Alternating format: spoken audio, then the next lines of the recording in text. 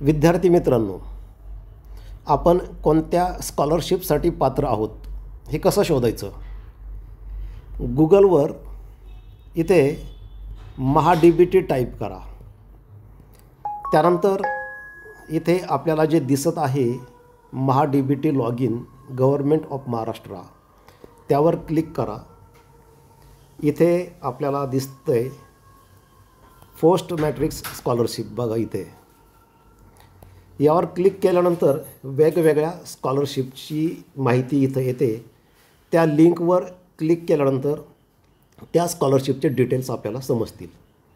परंतु एवढं सगळं शोधत बसण्यापेक्षा तुम्ही जर या ठिकाणी पहा, उजव्या बाजूला इथं एक ऑप्शन दिसत आहे, फाइंड एलिजिबल स्कीम. यावर तुम्ही क्लिक करा. तिथं क्लिक केल्यानंतर इथे तुम्हाला पहा वेगवेगळे ऑप्शन्स आहेत. इथे आहे पहिल्यांदा फायनान्शियल इयर. त्यावर क्लिक केल्यानंतर 2024-25 किंवा 2025-26 यापैकी एक ऑप्शन निवडायचं. समजा आपण 2025-26 हे सिलेक्ट केलं. त्याच्यानंतर पुढचं ऑप्शन इथं दिसतं आहे रिलिजन. यावर क्लिक केल्यानंतर वेगवेगळे रिलिजन दिसत आहेत. काही मायनॉरिटी स्कॉलरशिपसुद्धा असतात आणि म्हणून आपण त्या मायनॉरिटी रिलिजनवर क्लिक केल्यानंतर त्याची माहिती मिळते. समजा आता आपण या ठिकाणी मायनॉरिटी न घेता समजा इथं हे शेवटचं ऑप्शन हिंदू रिलिजन घेतलं, त्यावर क्लिक केलं, ते सिलेक्ट केलं. त्याच्या पुढचं ऑप्शन आहे कॅटेगरी. बघा इथं कास्ट कॅटेगरी. यावर आपण क्लिक केल्यानंतर ह्या वेगवेगळ्या कॅटेगरीज आपल्याला दिसतात. General, SC, OBC, VJNT, ST, orphan, without caste category, SBC, SEBC वगैरे. यातली आपण ज्या कॅटेगरीमध्ये असू ती कॅटेगरी आपण सिलेक्ट करायची आहे. समजा आपण या ठिकाणी हे OBC सिलेक्ट केलं. त्याच्यानंतर पुढचं ऑप्शन आहे फॅमिली ॲन्युअल इन्कम. आपल्या कुटुंबाचं वार्षिक उत्पन्न किती आहे. त्यावर क्लिक केल्यानंतर आता पहा अप टू 1 लाख. जर 1 लाखापेक्षा आपल्या कुटुंबाचं वार्षिक उत्पन्न कमी असेल तर ते घ्या. असे वेगवेगळे ऑप्शन्स आहेत. समजा मी या ठिकाणी अप टू 3 lakhs घेतलं, हे सिलेक्ट केलं. बघा या ठिकाणी. त्याच्यानंतर पुढचं ऑप्शन आहे बघा या ठिकाणी डिपार्टमेंट. हे डिपार्टमेंट. त्यावर क्लिक केल्यानंतर वेगवेगळे डिपार्टमेंट आहे. आता आपण कॅटेगरी OBC सिलेक्ट केलेली आहे, त्यामुळे समजा आपण हे डिपार्टमेंट घेऊ. OBC, SEBC, VJNT, SBC, welfare department. ते सिलेक्ट केलं आपण की त्याच्यानंतरचं पुढचं ऑप्शन आहे डिसेबिलिटी ऑफ एनी टाईप. म्हणजे दिव्यांग आहे का किंवा फिजिकली हँडिकॅप्ड वगैरे. समजा ते आपण नो घेतलं आणि त्यानंतर आपण इथे सर्चवर क्लिक केलं. परंतु या ठिकाणी कॅप्चा टाईप करायचा आहे. हा कॅप्चा आता हा टाईप करा तिथं. किंवा समजा मी काय करतो, हा इथला कॉपी करतो.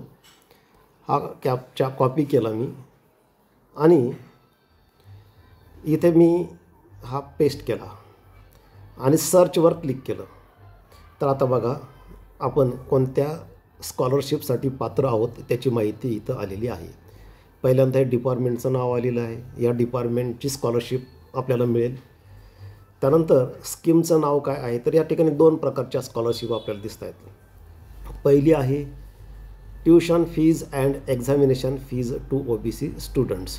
म्हणजे तुम्ही जी काय ट्युशन फी कॉलेजमध्ये भरता आणि जी परीक्षा फी भरलेली आहे किंवा भरताय ती तुम्हाला मिळेल. आणि दुसरी जी आहे scheme vocational training free reimbursement for the OBC, SEBC, VJNT and SBC welfare department scheme. तर आता समजा तुम्हाला पहिल्या प्रकारच्या स्कॉलरशिपसाठी अर्ज करायचा आहे, तर इथं व्ह्यू दिसतं आहे. त्याच्यावर क्लिक केल्यानंतर सगळे डिटेल्स येतील. प्रोसिजर काय आहे, डॉक्युमेंट्स कोणते आहेत ते वाचून जर आपण ह्या पहिल्या प्रकारच्या स्कॉलरशिपला पात्र असू, त्या व्ह्यूमध्ये प्रोसिजर पाहिल्यानंतर आपल्याला कळेल. तर त्याला तुम्ही अप्लाय करू शकता. त्यानंतर इथं स्टिप्युलेटेड टाईम. आता या ठिकाणी NA नॉट ॲप्लिकेबल, म्हणजे त्याला कालावधी किती ते काही त्याला दिलेलं नाही, नॉट ॲप्लिकेबल आहे. ॲप्लिकेशन फीज म्हणजे अर्ज करताना शासनाला काही फी भरावी लागते का, तर नाही, फ्री ऑफ कॉस्ट असं लिहिलेलं आहे. आणि अप्लाय लिंक, इथं तुम्ही ह्या लिंकवर क्लिक केल्यानंतर तुमचा ऑप्शन येईल, तिथं तुम्ही ॲप्लिकेशन करायचं आहे, तिथं सगळी माहिती भरायची आहे, डॉक्युमेंट्स अपलोड करायचे आहेत. अशा पद्धतीने तुम्ही माहिती घेऊ शकता. समजा आपण या ठिकाणी हे जे ऑप्शन दिसतं आहे अप्लाय, यावर क्लिक केल्यानंतर बघा या ठिकाणी काय येतं आहे, तर इथं येतं आहे ॲप्लिकेशन लॉग इन हिअर, म्हणजे तुमचं इथं युजर नेम टाकायचं आहे, त्यानंतर पासवर्ड, त्यानंतर कॅप्चा आणि त्यानंतर लॉग इन करायचं आहे. परंतु आता समजा काही विद्यार्थ्यांनी रजिस्ट्रेशन केलं नसेल तर तुम्हाला पासवर्ड युजर नेम ते काही इथं माहीत नसणार आहे किंवा ते तुम्ही लॉग इन करू शकणार नाही. मग अशा वेळी काय करायचं, न्यू युजर जे आहेत, न्यू ॲप्लिकंट जे आहेत, त्यांनी इथं बघा उजव्या बाजूला तुम्ही गेल्यानंतर इथं दिसतं आहे तुम्हाला न्यू ॲप्लिकंट रजिस्ट्रेशन, त्यावर तुम्हाला अगोदर क्लिक करावं लागेल. त्यावर क्लिक करून तुम्हाला मग तुमचं रजिस्ट्रेशन करावं लागेल आणि तिथं तुमचं युजर आय डी म्हणजे युजर नेम आणि पासवर्ड जनरेट होईल आणि मग ते क्रेडेन्शियल घेऊन तुम्ही लॉग इन करायचं आणि मग तुमचा फॉर्म ऑनलाईन पद्धतीने भरायचा आहे. तर अशा पद्धतीने जे विद्यार्थी पात्र आहेत, ज्यांना स्कॉलरशिपचा फॉर्म भरायची इच्छा आहेत, तर तुम्ही बघा पात्र आहोत का आपण, आणि जर असाल तर लवकरात लवकर शक्य तेवढ्या लवकर ऑनलाईन पद्धतीने स्कॉलरशिपसाठी अर्ज करा.